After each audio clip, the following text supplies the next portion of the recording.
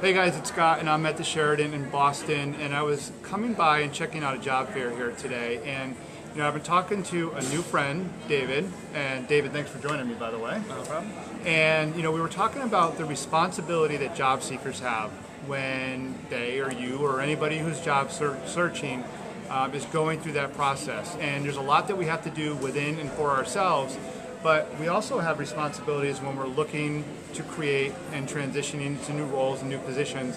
We have responsibilities that we bring to the table, whether we're interviewing, networking, getting in front of employers, etc. And you and I were just talking about this, so I wanted to jump on live and share. This is some really good content and wisdom from David here. What's your thought on, like, even let's start with a job fair, like where we just met upstairs. When somebody goes to an event like that, what is the responsibility of the job candidate when they go to something like that? It's interesting you asked you. This one particularly, they posted a lot of companies that would be there, or they really hyped it up. As we noticed, we left, several women were waiting for a particular company to be there.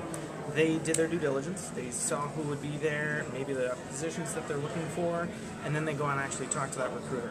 9 times out of 10, that's the person that's going to be interviewing for that position. They're going to be pulling that person in to pull into the CEO, or to bring into somewhere else. You mean the person who's here for the company? The person who's here at the table. Okay. Yeah. So they're that person you really want to talk to. There's several people that you're going to want to impress. Mm-hmm. So you're going to want to do your due diligence beforehand. Really kind of make sure that on the websites, if you're looking at, to see who's going to be there, what jobs are open, and studying up how you're going to present yourself. So I'm an interrupter sometimes, and let's. I want to. This is such good info. I want to make sure they can hear us. So let's talk up just a little bit. Okay. But so you're saying when you go to a job fair, it's not just about showing up. No. You need to do the research on. Should they research all the companies that are going to be there, or just the ones that you're targeting? Yeah. I mean, there are tables that you don't even want to sit at or go to. If you're not going to work at a Starbucks. Don't bother, right? If you're looking for that position at Wayfair, you're waiting for them, this is when we're waiting for, you're going to want to notice where they are, and you're going to want to know what you're looking for as well. So, Do you have more experience in this space than I do with the fairs, and you have a background in recruiting, correct? Yeah, several years. Yeah. So do companies tip off when they come to a job fair, like what kind of roles they're looking for? Is that information available? Because I would think that would be really helpful to know. It is and it isn't. Sometimes you would want the company to post what they're open for and what they're looking for to kind of weed out the people that are going to be there for senior level positions. If they're looking more for low level or entry level positions, they may not want to post that. So if they've got you in the door, then they can entice you with a lower level position. Interesting. That's the catch there. So is there? Let's just call it as it is, or maybe it's not this, but is there manipulation on the part of the employers? Is it like kind of like a catch and rep? Yeah. As well as on the job seekers. I used to joke that a resume is the place where I can lie to you about my past, and the interview is the place where the employer can lie to you about your future with that employer. Right? Sure.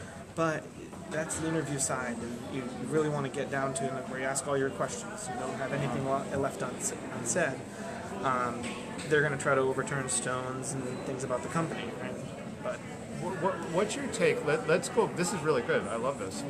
Let's go back to the job seeker part for a minute or two. So do you think is it morally wrong to exaggerate our past work history? I mean, No. and you know what? Let me frame it a different way. Are we doing ourselves a disservice when we exaggerate because we're not being Let our me true cut you self? off Go there. ahead, yeah. We often underestimate what we've done in the past. All right, so we often then say, oh, well, I ran a department of 5 people, it wasn't that big. You may not see this being big, but to the outsider, you ran the department, you were handling all their time sheets, you were interviewing, you were recruiting, you were screening people, you were running that department, making sure those operations day to day were running. And to you say, that was just my position. So you're almost undercutting yourself as well. I like So the way you turn that around on me. Yeah. Yeah, that's What's good. No, I was going the other direction, but you said no, we undersell And ourselves. in the sense on a resume is you build up what you've done, and you affirm with yourself what you've done. Yeah. It's almost like affirmations of you make sure that you know, and make sure you know your resume and study that well, where you lie, right? Well, this is why. All right, so this will be good because this is why. Hey, Jillian, I'll check out your comment in just a second before I lose my thought. But so this is why I'm not a big resume person, and in the work that I do, and the people who work with me and are in my community know, I want us to focus on who we are and who we want to be, Right. and build a story around that. Like I want people to show this is who you are, this is the value you bring to others, and it comes out through your ability to connect and show and tell, through story. And Resumes don't do that. You know why they call it an elevator pitch? Yeah. Is because you're in the elevator now, and you're only with that person for 15 seconds, a minute, let's say, and you only have a minute to explain to that person. And they're trapped in you in a 4x4 square.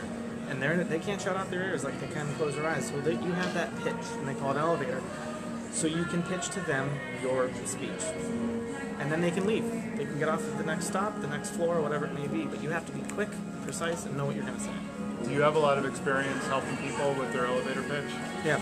Yeah. Making sure that they fine-tune it, removing things, altering words. Yeah. I mean, Is there? So you just did.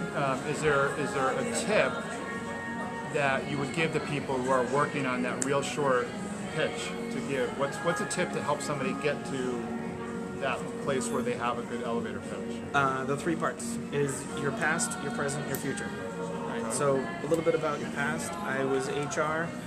Right now I'm finishing up my MBA, and in the future I want to run my own business. Well, then they can ask, well, what type of business you want to run, things like that. So then you can delve into it. And once they've asked a question, they are going to open up the can of worms. Part of what I just heard you say is you give them something that leads them to ask you another Yeah. question. Yeah. You give them something to lead on to. Exactly. Yeah. Jillian chimed in about, when we're just looking for a job, that's kind of a mindset, when you're just looking for anything. And we were talking, you believe in focus, like you want to know what you're going after, right? Yeah. If I, even here, I'm not employed right now, but I'm not actively looking. I'm seeking that position that's either going to fulfill me or a company that I can grow in. So you need to do the due diligence of what you're going to look at and where you're going to go, just as much as that employer is going to screen you. Yeah.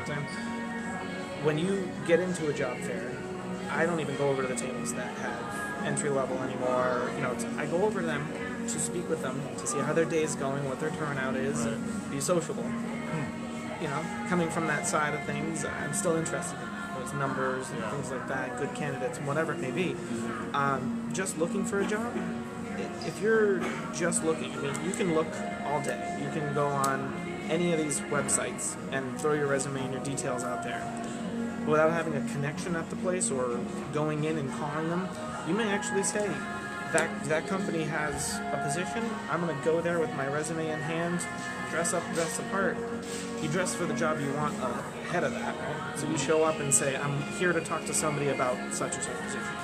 You dressed really nice today, by the way. That's good. You think that's a big part of it, for sure? Presentation. Yeah. And that's how you're comfortable. I've been in this role for a while. I could come in slacks and jeans or whatever, and be comfortable in that, but it's a business side of things. Yeah. If I'm going to be doing direct care, I'm going to wear scrubs. So you dress for the role you want. So one last question, and you've kind of gone and started to delve into this territory a little bit. Let's leave, for anybody who watches this now or later on, Okay. if they're going on interviews, what are some suggestions that you have, maybe that are a little outside the box? Like, what's the mindset and the preparation that somebody needs and should have when they're going into, let's say it's not the HR screening, that's done over the phone, that's a part. Yep. You're going in to meet with the hiring manager. What would you suggest to people? There's many sites out there, and there's many things and questions and what to ask and not ask. Be honest. Be honest about yourself and what you're looking for first. Don't take a position that you know you're not going to like. Don't take a position just to take a role, or I'm unemployed, I need to make more money, or whatever, because you may not be satisfied and you may be killing yourself 6 months down the road. Not even 6, whatever. I would say that go with your questions, go with your do's and don'ts. Your do's and don'ts may be of, I'm not willing to work for a company that does X, or morally speaking of whatever it may be. So you need to ask those questions as well. Because in that interview is where you overturn all those stones, where you ask all your questions. Oftentimes in the interview, I would, people ask, what's the compensation rate? And I say, it's been posted online. I don't like people asking that. It may be from 80 to 90K, and we can discuss that thing. Okay? If they're looking for 100K, we can't offer that. So if they're there and they ask that question, you guys ask that question, it may throw off the interviewer of they're only in it for the money, or what are the benefits and things like that. That'll come full-fold, and you can actually look up generally on the careers page, which you should do before you go into an interview. What are their benefits? What are things in salary.com? Glassdoor has a great reviews on what people are making at that position. They've already done that, so. This is different than what I do. I'm not that kind of a career coach, but you're good at this. You got a knack. You should coach and counsel people who are going through the traditional job search process. Right, I have. I mean, I do it more text-to-based versus video. What? Text-based. Okay. So. Written. Okay. Written out in a podcast here and there. Okay. I don't like video necessarily. Well, you're doing great but, today. It's fine. If you have those questions, ask somebody, because actually asking a question out loud is different than asking it in your head, and you hear yourself answering it as you ask it out loud. I like that. You hear that one? All right. Listen, let's close with this. I'm big on this. It's a great way to close a video is with a call to action. Okay. All right, so I'll give you a second to think of one. Let's give the audience a call to action, something that they should think about or act on or do, be it today, tomorrow, next week, whenever, in the near future, a call to action. I like to give people something to think about and move on. So let's say if this is going to somebody who is in the process right now of job searching, what's one big time, really critical thing that they should be thinking about right now? Opportunity for growth. And that's what's really come out to me in the past several months. And I would hone in on, and I should have done previously, is what's the opportunity for growth, both in that position, at that company. It may be a really large company, and you need to stick it out for a couple of years. Bite the bullet for that better position. Show them your worth. Okay. So see what your opportunity for growth is. So your call to action would be to say, where do you want to grow? If you're looking right now for a position, good luck to you. There's a lot of help out there. There's a lot of positions out there. Unemployment numbers are low, but those numbers are low only because low things are getting filled, unfortunately.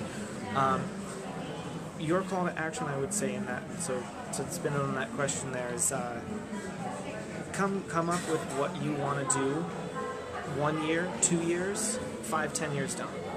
And make sure that either company or position both aligns with those goals, with those values. I like it. Make sure, and make sure you're in a place where you're thinking about your growth. Exactly. That is a call to action. It may not be the best position for you right now, but that position for you right now is going to get leverage for you a year down the road or two once you've mastered that role. Huh? David, thank you so much. I'm glad we connected. Thanks for sharing your wisdom with everybody. Thank you. All right, everybody. If you have any questions, reach out to Scott. We got it. I will. If anybody wants to talk to you, I will let you know. That's fine. All right. Thanks, guys.